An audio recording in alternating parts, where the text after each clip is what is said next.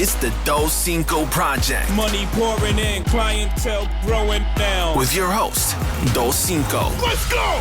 What up, everybody? You are now tuned into the Doscinco Project, where we talk about business, entertainment, motivation, and mindset. I have another special guest with us in the building today. Now, wait a minute. He is a meteorologist and an on-air personality, weather personality for CBS News Philadelphia. He started his career in New York City, traveled to Wyoming, Kansas, Oklahoma, Texas, Ohio, and finally made his way down to the championship city, the home of the underdogs, home of the World Series Phillies, the undefeated Eagles, I don't know what the name is for the soccer championship, but the Philadelphia Union. Man, it's the fourth largest TV market in the country, none other than Philadelphia. His fascination for the weather all started at the tender age of 4 years old when he was watching the iconic movie Wizard of Oz. Nonetheless, this is going to be an interesting conversation. Everybody, please welcome Andrew Kozak. How are you doing today, sir? Hey, man, good to see you. Thanks for having me on. Yeah. Now, I usually interview rappers, business people, and now I have a meteorologist on the show. You know? So let's jump into that, right? Let's jump in. Most people want to be doctors, lawyers, so forth. At 4 years old, a meteorologist. Yeah. Explain it. So it's weird because, like you mentioned Wizard of Oz. So I saw the movie. My grandmother I grew up in Staten Island, and we had the two-family house. This part of the country, that's pretty common. Two-family house, grandma lives downstairs. Yep. And she had one of those old Zenith TVs. It was like a piece of furniture. I plopped down in the living room, watched The Wizard of Oz, and once the color kicked in, like the Munchkins, all that stuff, I didn't really care. Right. And to this day, it's, whatever, good. Some people love it. But for me, it was the tornado because even as a little kid, I was like, that's the one part of this movie that is kind of real. Okay. You know? So I kept asking my parents, take me to the library. I want to get books. I want to see more. I kept calling tomatoes. And then I said, whatever you do, mommy does this for work. Daddy's a teacher. I want to talk about that. And so it was just natural that always was. There was never a question of what do you want to be when you grow up. It was, we know he wants to be a meteorologist. And I just took it from there. Yeah, that's crazy. I'm going to be honest. When I was a child, I wanted to be a veterinarian because I loved animals. And then obviously that followed into me wanting to be a rapper at one particular time. And then next thing you know, I'm doing something in business, right? Yeah.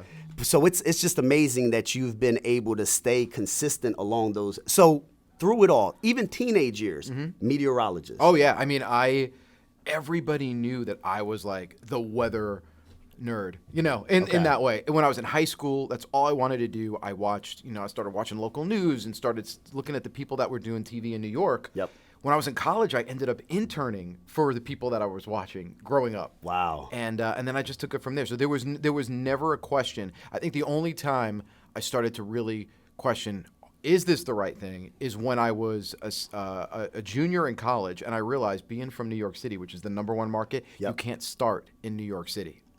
So I would have to go to a small town and travel around, and I did it, and I took the jump, but man, it was the best decision I ever made. Wow. So how does it feel? How long have you been in Philadelphia?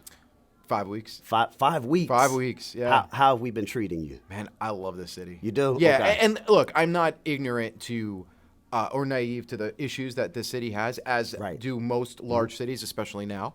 I think we have amazing people.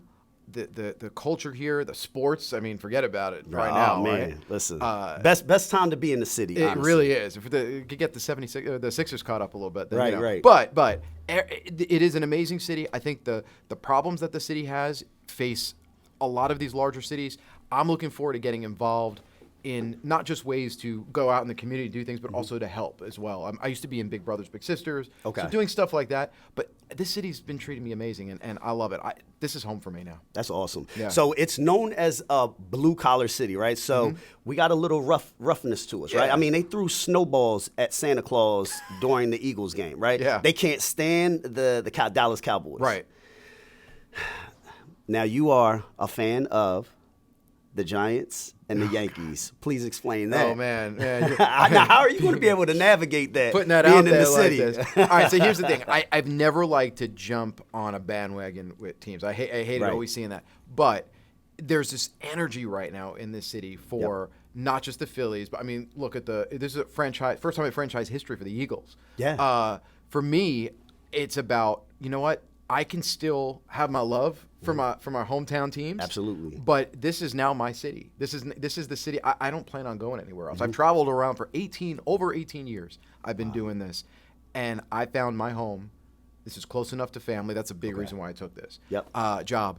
But why not? I mean, how long am I going to be in Philly before I say, okay, it's time to embrace these teams? Now's a good time to. It's a perfect time. Do it. Yeah, perfect time. So let's jump into your career, right? So obviously, as a meteorologist, you always had this in your mind. What was the career path? From start to finish. You go to college. Like, how do you become a meteorologist? So you major in meteorology. Okay, that's the first thing. You could do like a combination of like earth science, broadcasting. I didn't need to major in broadcasting because we had a TV studio in college. So I got all that done that way. And then also my internship. I interned at ABC in New York City. Okay. So I got like the TV practice there. Right. And let's be honest, you're not good when you start off. None of us are good in Of any course, of our practice professions when makes we start perfect. off. Yeah. Yep. So, but I knew I had to start in a small market. So there's 206 TV markets. Casper, Wyoming is market 200. Wow. That's where I started. Wow. So 6 days after I graduated college, I was out in Wyoming. So what's the viewership for Wyoming? Let's just say there are more people in a half a mile radius of where we are right now than were in that entire market. That's crazy. Isn't that nuts? I mean, Yeah, you that's literally, nuts. maybe a mile, right? Whatever it is, it's nuts. There were 54,000 people in that city. Wow. And so that's why it was a small market. I did the morning show for ABC, noon show. I produced, did the weather. Sometimes I would do the weather, toss the commercial break, and put the camera over on the anchor. No way. Yeah, because we didn't have camera people sometimes. Wow. It's a small town. Okay. But I did it, and we had limited resources. It was bad. I made awful money. Right. I'll just tell you, I made $18,000 my first job. Okay. What year was this? 2004. 2004, 18,000. 18,000. Wow. Yeah, so this is not like back in the day. Right, of that course. was the equivalent to like 30, 40. No, I mean 18. I mean, there was a point I was donating plasma to make ends meet. I even secretly worked with another anchor at Red Lobster for about 2 weeks before management found out and said, you guys can't do that anymore. Wow. Yeah. Okay, so just think about that, right? The resilience. Okay, so that takes me to, the movie Pursuit of Happiness with Will Smith and his son, right? Yeah. Where he was basically going through this entire journey just to get to that end goal of being a stockbroker, right? Yeah. Even interning, right? Yeah. Knowing that he was homeless. You are making $18,000 as the meteorologist on this market, being shown on TV, and yet you're working at Red Lobster. You're also donating plasma and things of that sort. What was the mindset during that time to keep you going? It was that end goal. It was that, okay, people look at me that watch TV, even though I'm wearing a cheap suit, I'm making it look as good as I can, I'm getting a decent tie, couple shirts. People think that I have money or that I am successful. And to a point I was from where I was at the time. Right. But I said, if I just keep pushing through this is only for now. You got to hustle in the beginning and the reward will be at the end. And you never stop hustling. I'm still hustling now. Of course. But you reap the benefits. And so throughout the years, the people I started with in 2004, there's only about 2 or 3 of us that are still in TV. Oh, so they started teetering off. Yeah. Wow. Not everybody that starts in TV ends up staying with it because it's not like I made a lot of money my second job. I may have doubled my salary my second job, but that's still not a crazy great amount of money. You just continue to hustle. But also, as you're traveling to these different markets, the salary sometimes is matching the standards of living of these markets, correct? Yes, although let's be fair, Okay. 18,000 even Casper, Yeah, Wyoming. yeah. Is not, No, I agree. But I will say this: I think that it's you hustle, and when you end up making more money, you're more successful in a bigger market like Philadelphia, which is, as you said, market 4. You look back and see where you were, appreciate what you have, and I think that pushes you more. And that's why the path that I took, I will not regret it ever. In fact, I embrace it. And if I could play my life over again, I'd still do it. You know what's crazy is that I think no matter what career path you decide to take, you're always going to start from the bottom. Yeah. No matter what, you can't assume that you're going to have a CEO salary when you first start in year 1. Right. So the fact that you were able to start in Wyoming, right? Mm-hmm. Wyoming, but yet get the hands-on training on what it takes in order to build a show. That's amazing in itself. I would rather do that and start off and know, so that way when you jump into a major market, you know exactly how to plug yourself in. Because these days there are people, not where I work, but there are people in major markets that are starting off either with very little experience or very limited experience, and they just don't know what it's like to go out there. And I mean, nowadays it's easier. All the equipment's smaller, cameras are smaller. People are using their phones to put news on the air. But man, I used to lug 50, 60-pound equipment around with me after doing the morning show just so I could go out and shoot, edit, write, and produce my own story. Wow. I don't give up that experience for anything. Wow. That's so amazing. It helps you when you're in a bigger place to look back and say, man, I'm glad I had that experience. In basketball, people look up to Michael Jordan, right? Or LeBron James. Who do you look up to in the meteorology world? It's funny because anytime anybody asks me that, they say, okay, it's got to be Al Roker, right? For me, I mean, Al's a great guy, and I've met with him before. Actually shot some promos with him when I was at NBC. Okay. He is great, but I think for the most part, in my business, you just want to kind of make your own path, at least for me. Right. So my goal is to just be Andrew Kozak. My goal is to just be the guy that I want to shake things up a little bit. I know that people don't watch local news as much as they used to. That's not a secret anymore. So for me, I want to be that household name at some point, even if it's just in Philly. Right. But I think there's so many different personalities and so many different. If I could, I would grab probably a couple of different traits from a couple of different people. Okay. But there isn't that just one person who I look up to and say, that's who I want to be. Gotcha. Okay. As it pertains to the ultimate goal in this career, right? Everybody wants to go somewhere. Where do you want to take this? For me, it was always, in the beginning, go back to New York. Just because I'm from New York, you know? And New York's market 1, LA is 2, Chicago 3, Philly 4. So I think in the beginning of your career, you want to market climb, right? Because I started in market 200, and then about halfway through my time, I was only there for about 18 months, but about halfway through my time, they came out with the new market rankings, which they do every year, and we slipped to 199. Like, we rose one, and we all had a party. We're like, yeah, we're in the top 200. So everybody wants to get in the bigger markets because the bigger the market, the bigger the city, the more salary, the higher the pay.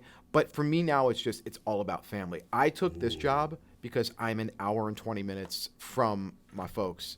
Nice. In Staten Island, and it was nice. I surprised my mom's birthday was a couple weeks ago, and I surprised her. I told my dad, got my car, hour, 20 minutes later, I was at the front door, taking her out to dinner, and I couldn't do that when I was in Columbus or Wichita or Tulsa or Casper, Wyoming. So for me, it was the ultimate goal was to be either New York or close to it.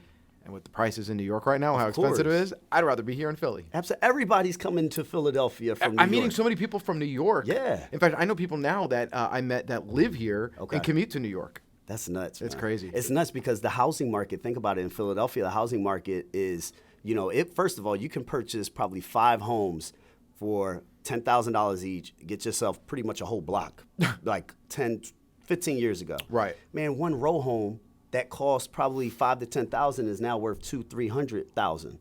Thank you, New York. Seriously, right? I'm just playing. Well, in New York, it would be $2-3 million. Yeah. Some of these homes For a closet. It's crazy. Yeah, it is. So that's the other thing. I mean, I had an opportunity to look at New York before coming here. Okay. I'd have to give up my car insurance. They would pay me more, and on paper it was a decent salary, but not for New York. It wasn't. No. So I said no. I'm gonna go to Philly. Okay.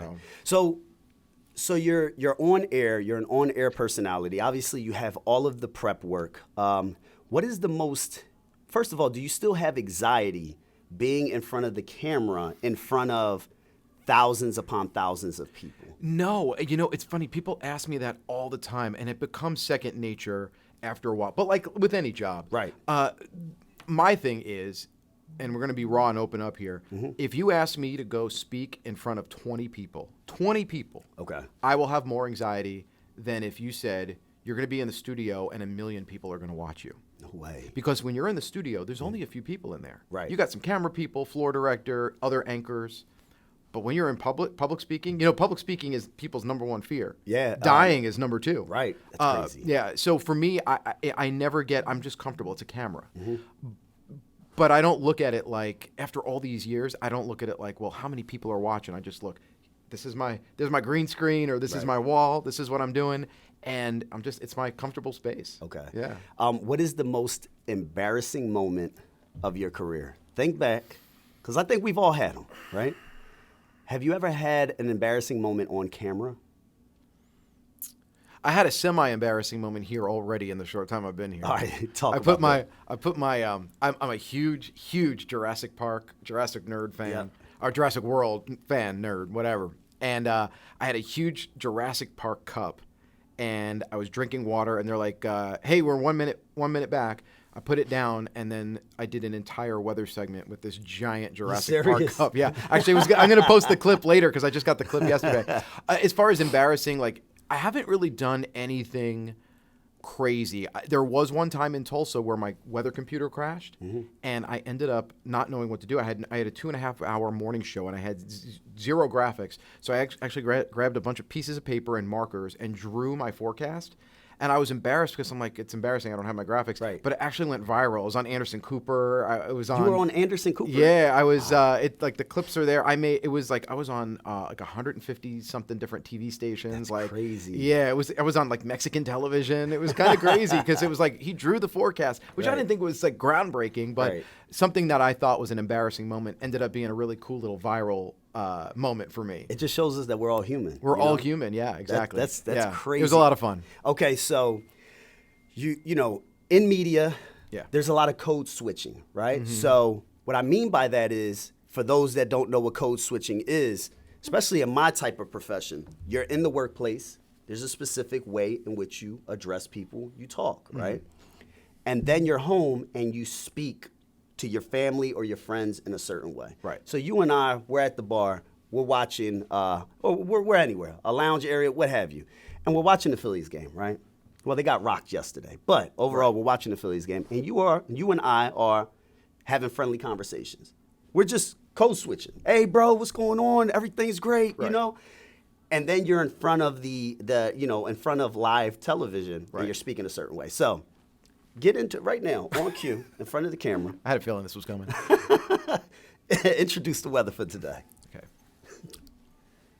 Hey, Philly, I'm meteorologist Andrew Kozak. Today we'll have mostly sunny to partly cloudy skies. The temperatures will be in the upper 60s and low 70s. Now, keep in mind, the average this time of year is in the low 60s, so we're going to average about 5 to 10 degrees above that. Light winds about 5 to 15 miles per hour. Stay with us. Your complete forecast is on its way.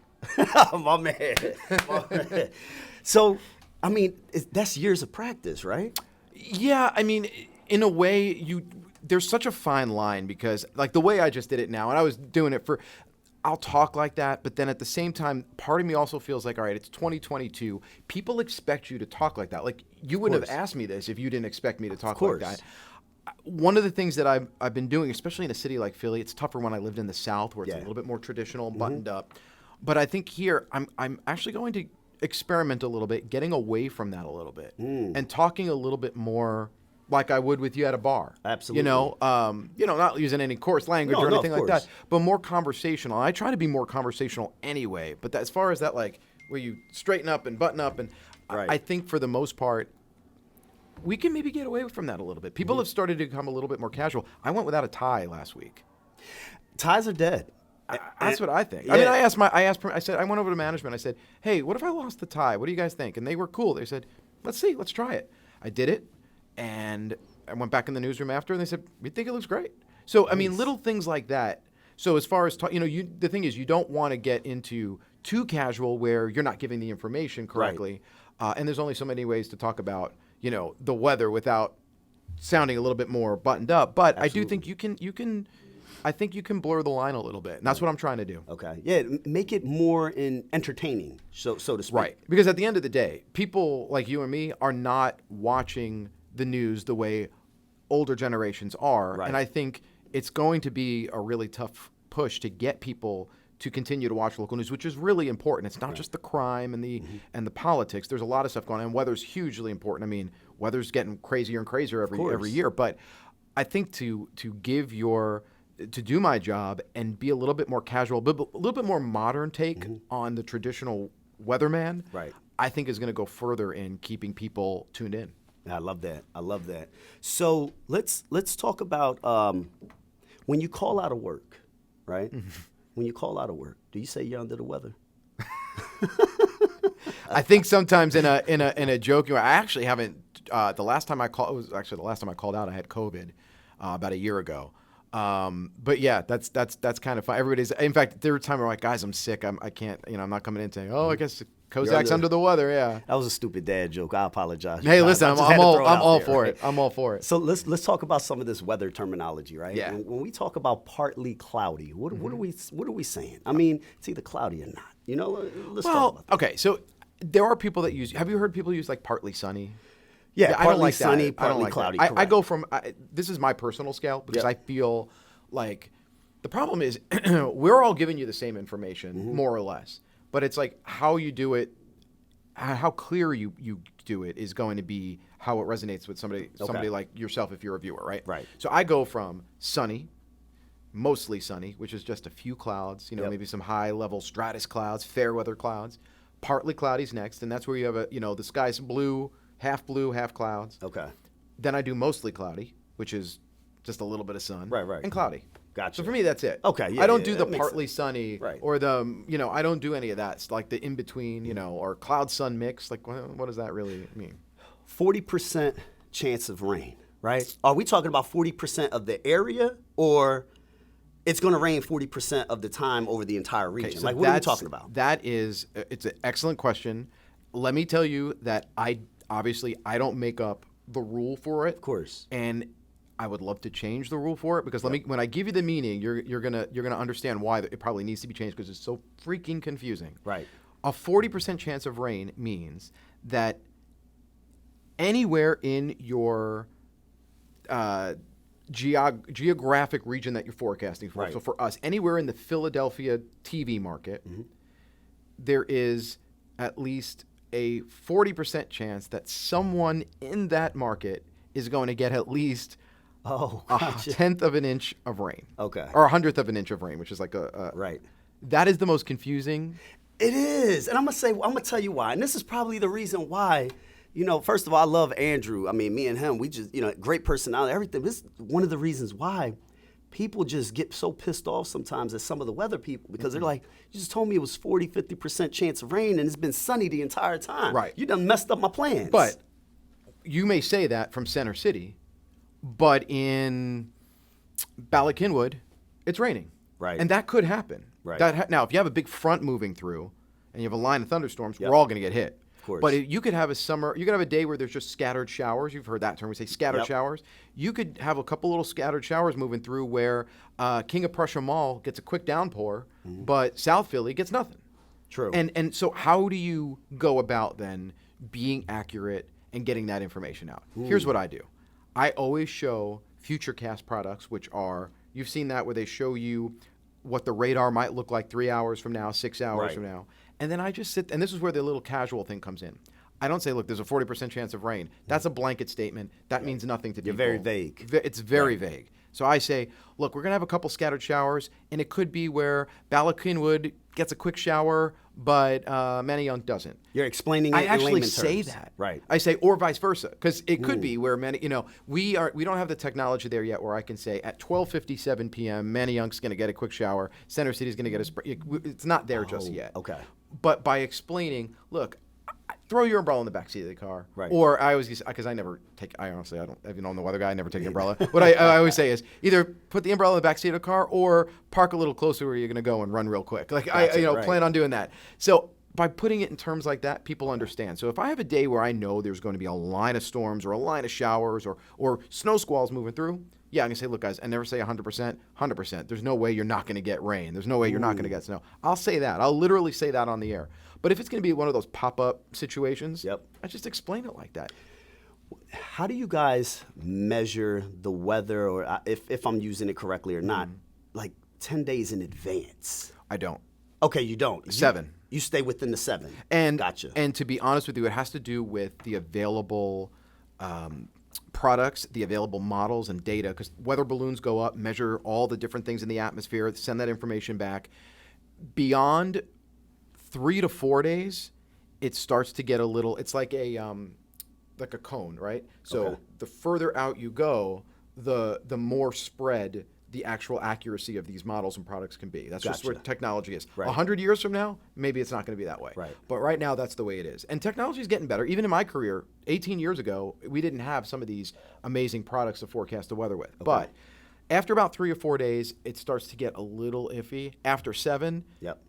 throw a dart at the dartboard. Gotcha. You know, so Okay. anybody that tells you, because there are some channels I will not mention, but not CBS, right. but there are some channels that do a 10-day forecast. I can guarantee you, if you see that the 10th day out says it's going to be 63 and cloudy, the chances that if you remember that, write it down, and then hold them to it, the chances that it stays that Completely different. could be completely different. That's why people ask about the Farmer's Almanac. Yep. It's just a gag book to me. Gotcha. Yeah. Gotcha. Yeah, it makes sense. Yeah.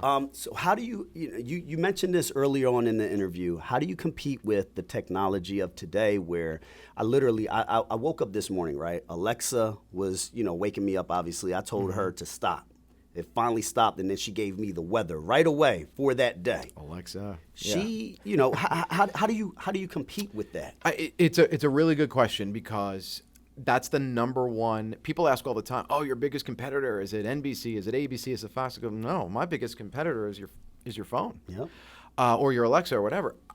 I look at it like this: if you just want to know what it's going to be as you walk out the door, you're not most likely, although we'd love you to, pull up CBSPhiladelphia.com, check the weather. Not everybody has time for that. I get that, but you can't replace a human being with that kind of technology when you have severe weather. And when I've lived in places like, I've lived in Tornado Alley. Listen, when I lived in Wichita, Kansas, it sounds like, Wichita, Kansas, actually I met some of the best friends of my life. And You don't even realize you manifested going to that location. it was 100%. Wizard of Oz. I never. There you go, Yeah, I Wizard of guess Oz, 4 years old. You're Now right. you're back in Kansas. No, I was back in Kansas. That's right. That's right. I spent about 5 years there, and then I went to Oklahoma. So I spent really the better part of almost 10 years in these severe weather markets. You live and breathe it because literally every single day as a meteorologist, you couldn't make plans in the evening between March and June because the chances that you could have tornado watches and stuff. It's not like that here, but it's getting like that here. Look what happened last September when the Schuylkill flooded. I'm confused about that situation, right? So we experienced a tornado that hit, I think, Ben Salem, or it just hit. And and a couple in destroyed Jersey. Yeah. Why are we getting this now? We've never experienced. Anytime I heard of tornado warnings in the past, I would always brush it off. Right. I don't brush none of that stuff off You now. think tornado warning, and then you think of where it's hitting, and you're like, right. Yeah, it's not here. Yeah. The climate, and this is where it gets a little controversial, but I will say it. Climate change is real. Climate change is something that is happening, and it's not global warming like, oh, we're getting warmer now. The Earth's temperatures are getting warmer and warmer. Yep. But climate change is something that's real. And as a meteorologist, I can say this, and I feel like this sometimes does satisfy both sides of the argument. There is a portion of climate change that is cyclical, like a sine wave, up and down. Right. We've only been taking measurements of the Earth and the atmosphere this long when we've been around this long. Gotcha. So it's hard to take a small sample. It's like Right. you can't ask 10 people on the street what they think of Joe Biden or Donald Trump and then say, well, that's the measurement of, that's a Right. small Sample sample. size. Right, Yeah, sample right. size. However, there is evidence that beyond the ups and downs, we are contributing. So it's a little bit of both. And another great example of that is when the pandemic first started. You know that shot of LA Yes. that they always show from like the Hollywood Hills and it shows downtown LA? It's always smoggy, right? San Francisco is like Smoggy, notorious for that. right? Right. That's a shot. There's a million cameras up there that always show downtown LA. It's in movies, local TV, national TV. When the pandemic first hit and everything shut down, about 10, 15 days after that, you looked at that shot and it was crystal clear because there were a lack of cars, there were a lack of people. Maybe they just need to shut us down, every 3 months a year. Well, that I don't know. Yeah, that's getting really controversial. No, but the point is that we're getting all of these extra crazy weather events because the climate is, the Earth is warming. The reason why that happened with the Schuylkill, that was an original hurricane that hit Louisiana, and the remnants came up here. That was a Category 5 hurricane when it hit. The water in the Gulf of Mexico was 87 degrees. Wow. Bath water. It's not supposed to be that warm. Right. So that is like pouring fuel on a fire. Wow. Had the water been a little cooler, that hurricane could have hit Louisiana as a 2 or a 3. And by the time it came here, maybe just a rainstorm. But it was such an intense storm that even as it lost its edge and its energy over land, by the time it came here, it was so strong. That's where we got the tornadoes. That's where we got the flooding. Something we've never seen before. That's crazy. And unfortunately, I think more and more of this is going to happen. Wow. Have you, if I'm not feeling good today, right? Or if I'm mental health, physical health, what have you, I call out, boom, the day's done.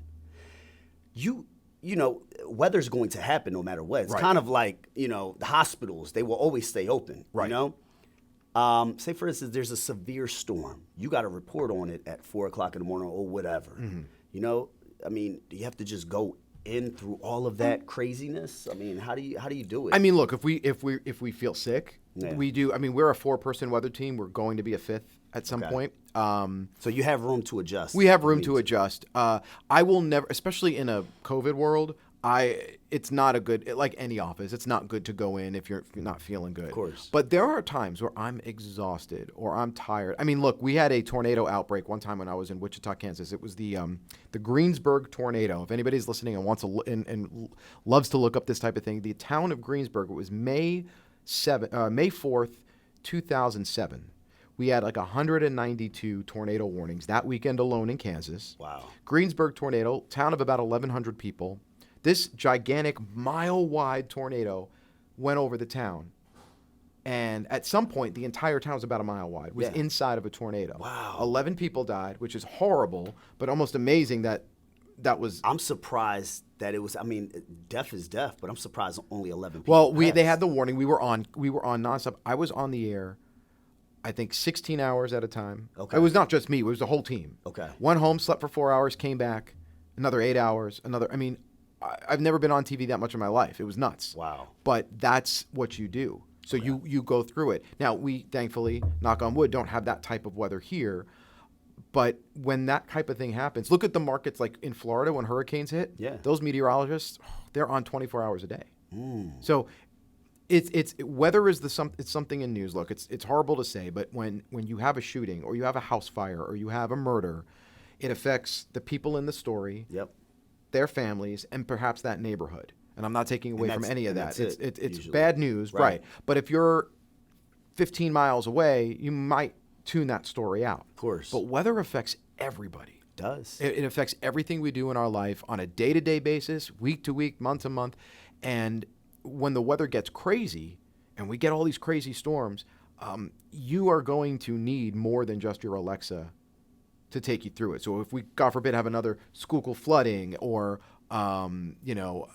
tornadoes in the area, if you're not sure what's going on, you're going to have to turn on your TV or have to pull us up on the app on your phone. So makes sense. Yeah. Thank you so much. I'm being educated as we go with regards to just weather. I'm very curious about how that stuff but these are happens. good questions because I do think that, our number back in the day when everybody watched local news all the time, sat down for the 5 o'clock news, right? Yeah. That our biggest competitors were the other stations. And now we're competing with your phones and the apps and Alexa and all that stuff. But we have to carve a niche into getting people to tune in and watch. That's why I do things besides weather, like social media. I'm big and active on social media. Sitting here talking to you today. You can't, if you can get an interview with Alexa, that'd be awesome. But can't do that. Can't do that. So that's what I'm saying. I think it's getting ourselves out there. No longer just the weather guy or girl or meteorologist going out there and putting the information out, but becoming a personality and an entity in the community. That's my goal. Okay. And when you can get your name synonymous with that, people will tune in. Gotcha. All right, so let's change gears real quick, right? Let's jump into something personal that we can all relate to, right? First and foremost, I need to plug this in. Ladies, Andrew Kozak, who I would like to call moving forward AK, okay, because he's a straight shooter. He's single. I am. And he's looking for somebody to weather the storm with. You like the way I put that together? I like that. That's a dating profile right there. Dating profile, someone to weather the storm with. I'm so corny sometimes. But anyway, let's jump into it, right? What are you looking for as it pertains to a mate? I think somebody who's I'm not 24 anymore. Gotcha. So I think at this point, somebody who is just, she's got her, doesn't have to get your life together, because at what point do you I feel like we're all still always trying to get our life together.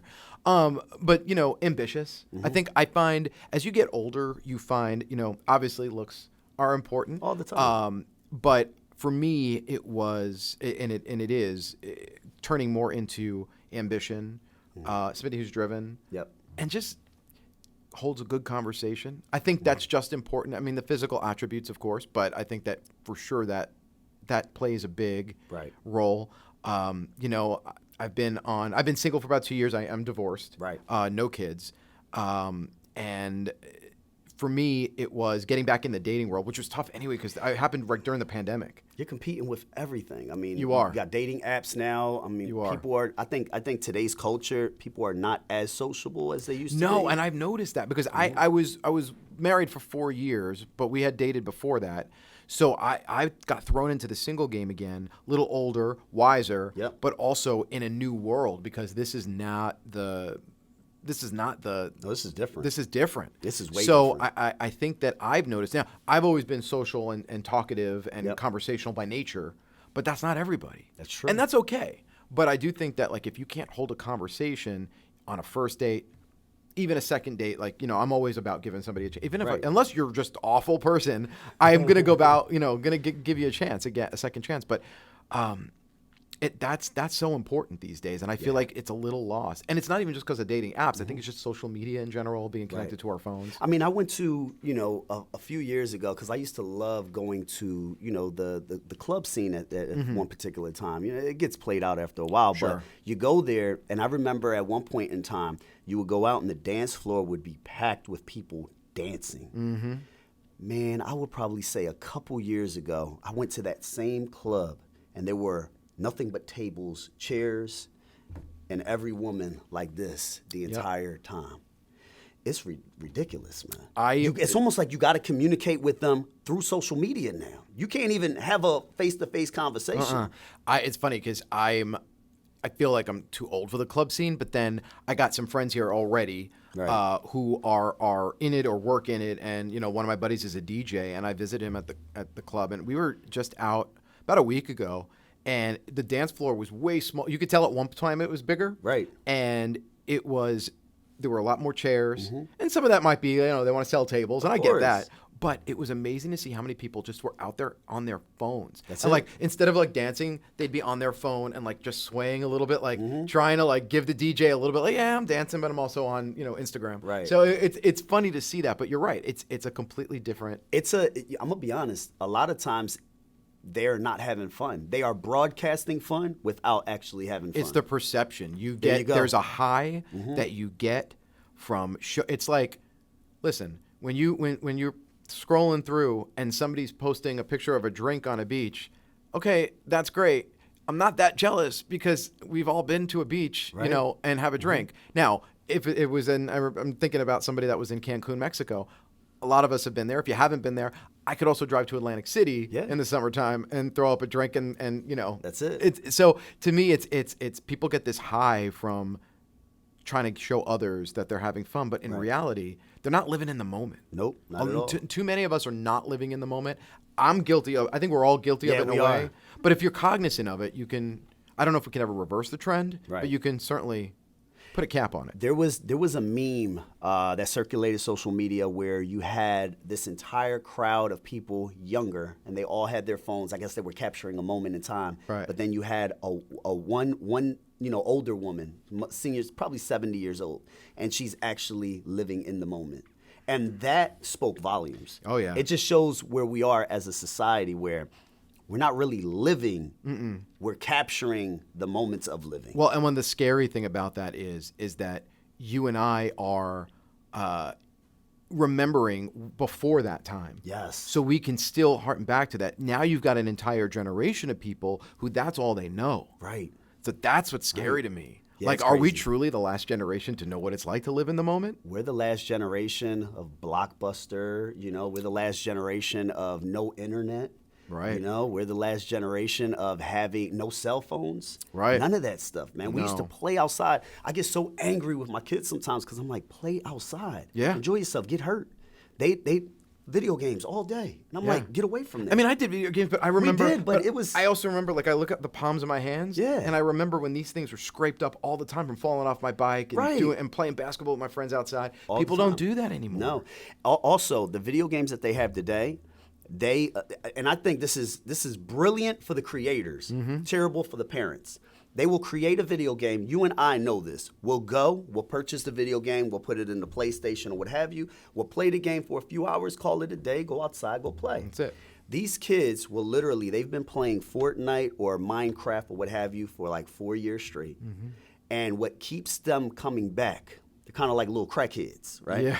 Is every week they are releasing a new character, a new weapon, a new skin, and we are the idiots purchasing this stuff for them. Yeah.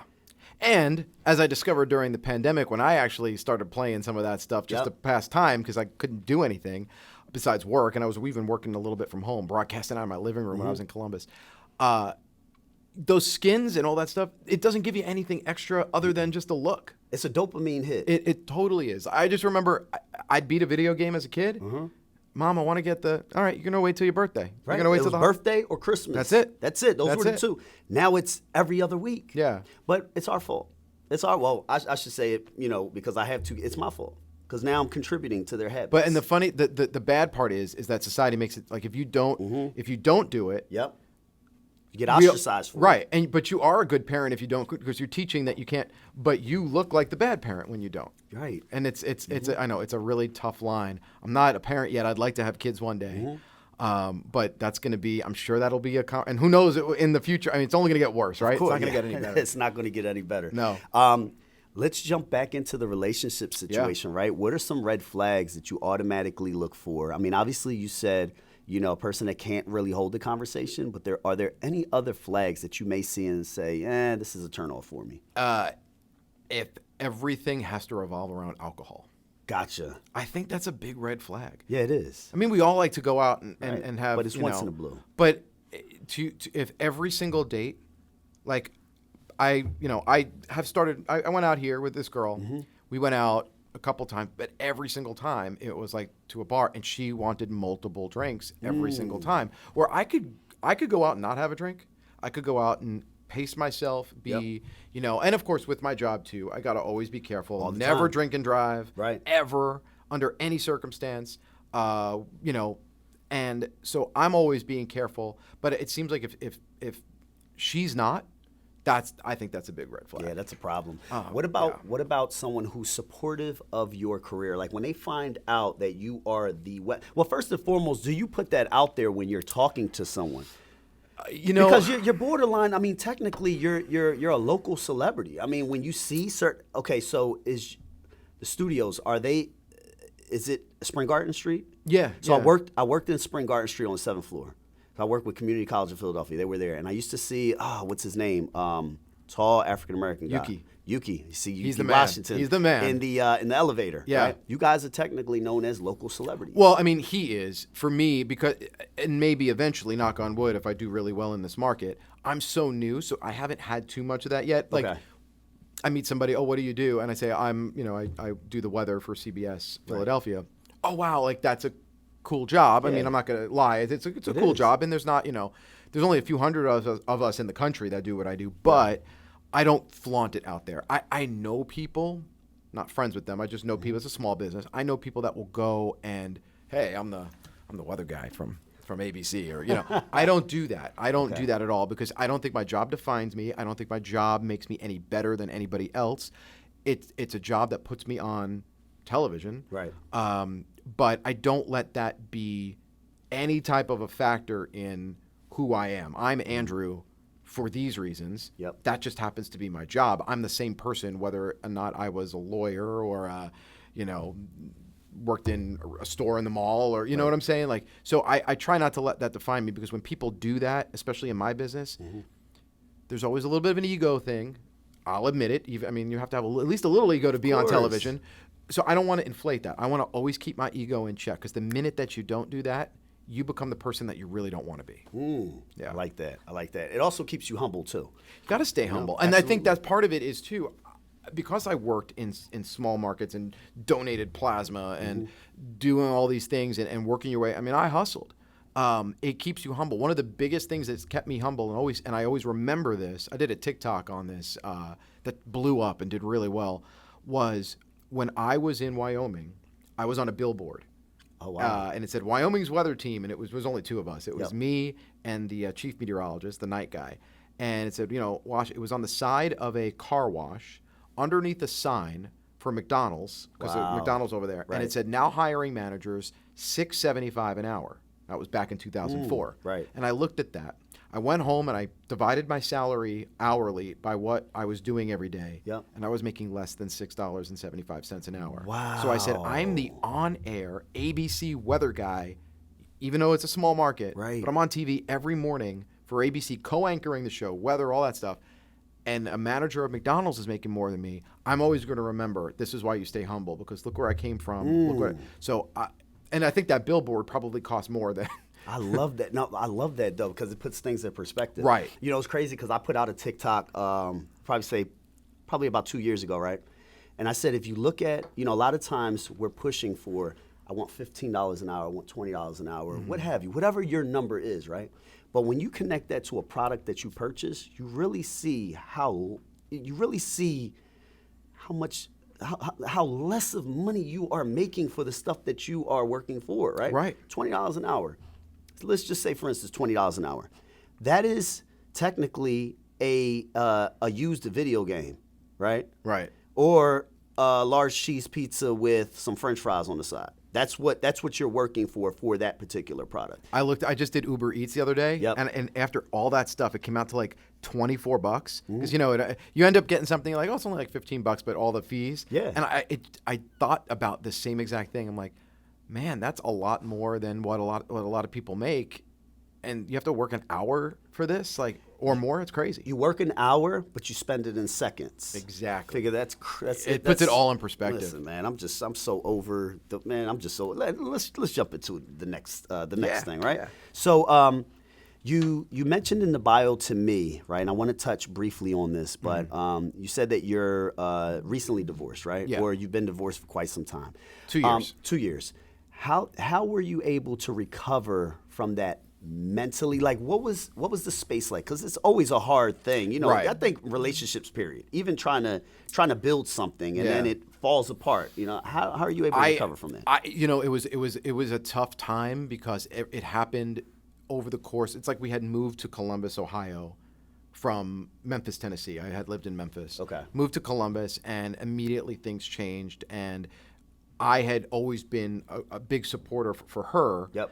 And it just, there were a lot of things that happened, and it was really difficult to watch somebody that you fell in love with become a different person. Right. So that when things finally went the route of divorce, although we did a dissolution, which was much easier, it hit me hard because there's no divorce in my family. I never looked at myself as a divorce partner. I was a very dedicated husband. We had talked about having kids prior to that final year. So it was difficult. I was processing everything, but then the pandemic hit. And that threw everything into a weird thing because I couldn't, I wasn't ready to get out there and date. Right. That was very difficult to because of the pandemic. Well, they say you're also supposed to spend at least some time on yourself. At least a year is what they're saying. Right. And I did. So what was really good is that first year leading up to the divorce, I was preoccupied with trying to be there for her, even though obviously that ended up not being what the end result wasn't what we wanted. But I didn't make any friends in Columbus. I wasn't out there. I wasn't doing what I'm doing now. Yep. So I forced myself. I said, you know what? I'm going to go out there and I'm going to do everything I wanted to do before and not let this hold me back. So I joined the Young Professionals of Columbus. I started networking. I started doing all these things. I had about 2 months, because this all happened in January of 2020, and then in March is when everything went down. So I did at least have 2 months of really getting myself out there, made some good friends, and then everything happened. I did keep the house in the divorce. It wasn't like I didn't have to fight for it. Everything was kind of handed back to me. Right. That was great because I had, a nice house to just sit there and have room and kind of connect back with myself and really look at what priorities made me happy what I want in a future. So, but then I started dating again, and I think it was a good thing that I dated some women who said to me after a couple dates, you know what? I think you're great. I don't think you're over your ex. Because maybe I had brought her up. Wow, you were probably using them as therapy. There you go. That's what you were doing. And I didn't want to admit it at the time. Right. Because I felt like, oh, there's something wrong with me then. But it was a wake-up call that I'm not ready yet to move on.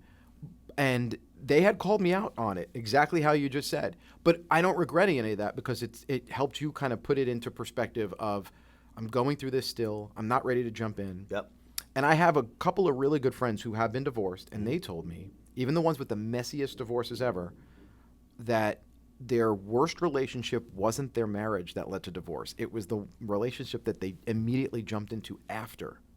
Because they never gave themselves enough time to really heal, process, move on, and be healthy. Gotcha. So now I'm at a point, it's funny, I met somebody really, really awesome. I mean, she was dope. Right before I left for here. Right. She's from Columbus, so Okay. I ended up selling my house to her, actually, which is great. We remained friends. Even better. Even better. But it was the first time, and that was about a year and a half after, because it was 6 months ago, so that I had met her. But it was at that point where I'm like, I'm ready now. So clearly it didn't work out because I moved, and she wasn't going to move with me. I didn't expect her to. Her whole life was there. But now that I'm here, I'm like, you know what? This all happened at a really good time because now I'm here.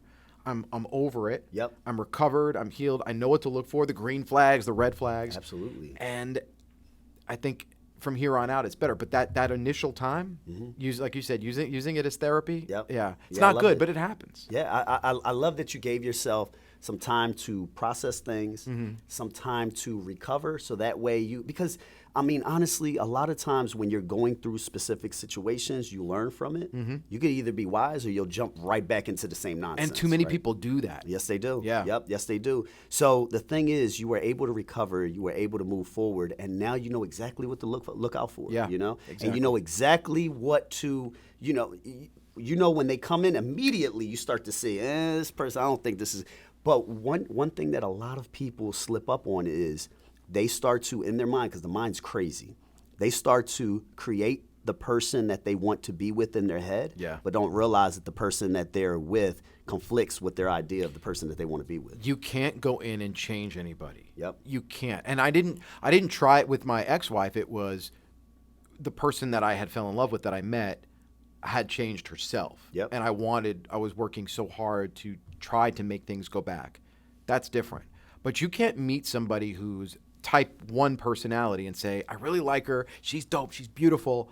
I wish she was type 2 personality. Let me work on that. That's the most toxic thing you can do. All the time. And I want to say a lot of men do that. A lot of women do that too. Yes, they do. I think a lot of people do that. If somebody that you meet checks off a lot of boxes, but the most important boxes to you, because what's important on your boxes might be different than mine. Exactly. Everybody's different. You shouldn't try to change that. Yep. Because it's only going to lead down a path of toxicity, and you don't want that. And so that's why. And I don't have it. There's some people that are like, oh, you're closer to 40 than 30. Are you rushing? No, I would much rather be single and wait longer to find that right person than to go through a series of bad. And sometimes you can't just help it. Some things people doesn't work out. I mean, I met somebody before that girl in Columbus. I met a great girl. She was great, but she got a job offer in San Francisco. Her dream market where she's from. Right. Stuff happens, And you don't know. I mean, these individuals that you're meeting, you don't know. They may end up coming back. I mean, I'm not putting it out there, but they may end up coming back some way, somehow. You never know. You just never know. You're in Philadelphia now. So, again, ladies, when it rained, it poured on him. Okay? Oh, man, you're all. I wrote all this stuff down. He'll be here all night. So, Andrew, I mean, obviously you're a busy individual, right? You're constantly on air. You're out there. Love is going to come your way eventually, right? But how can people connect with you? I'm an open book. I actually answer every DM. Nice. Unless Forex or Bitcoin is involved, because then it's probably a bot. Of course. But I've streamlined all my social media. So I'm on Instagram, Twitter, Facebook, TikTok. Instagram's probably the best to reach me, but it's just at Andrew Kozak TV. Oh, I love all one word. Everything is there. And like I said, I answer everything. I've gotten some really great collaboration. I mean, that's how I got I with love you. it. That's great. But yeah, as far as like trying to connect to me, whether it's a simple question or a comment or anything like that, I'm open. There are a lot of TV people I feel like that are a little unreachable, right? Or they make themselves look like they're unreachable. Of course, no. Come at me on social. If you see me out somewhere, come up to me. I don't care. So yeah, it's at Andrew Kozak TV everywhere. I love it. And I got to say this, you guys. Andrew, I reached out to him about, being a guest on the podcast. I think, the journey of being a meteorologist, I think it's different. I think we're so used to the typical, rapper, basketball player, business person, real estate, whatever, right? There's so much going on, but a lot of people don't understand, hey, what's it like being a meteorologist? What's it like joining, that particular career or what have you? And I apologize for the background noise. We have like a group of students that are coming through right now. But overall, very humble individual. He definitely answered my DM, and here we are today. No, I appreciate it, man. It's great, and I think that it's a perception too that people think that we're like fake or or we don't know what we're talking about, or we just go to like weather.com and look it up. There's a lot more that goes into it, but I love this because you're giving a chance. I mean, and I've seen your your podcasts are awesome. Oh, thank you. But I think we're not on the level of the rappers, celebrities, things like that. But there's a lot of hustling that goes on with those people. There's a different type that goes on here, and I think that hopefully if somebody can take away from this is that you can have a goal, and even if the odds look like, because there's not a lot of people that do what I do. No, not at all. And it's very tough. It's like a funnel going in. Like there's a weather reference, like a funnel. Right. There's a million people that want to do this, and there's only a few people that make it. You just got to hustle. You got to work hard, and have patience. It took me. Philly is people that I always say people that live in cities like Philly. Right. I don't want to say you take it for granted, but like if you grew up here and then you just got a job here, that's awesome. For me, it took me 18 years to get to Philadelphia. Wow. It takes some people way longer. It takes people, maybe some people never have a chance. Some people it takes less. But for me, it was like the reward is I'm able to do what I love in a large market, in a great city, close to family. I can't ask for anything more. He's the epitome of consistency, persistence, not letting the short outcomes in the very beginning of his career, sway him out of that career path. And now look at him, fourth largest market of the country, doing big things, and he's going to do even further, big things in the future. So thank you so much for joining the show. Man, thank you I really for having appreciate it, man. We got planes to catch. We ain't got time for the nonsense.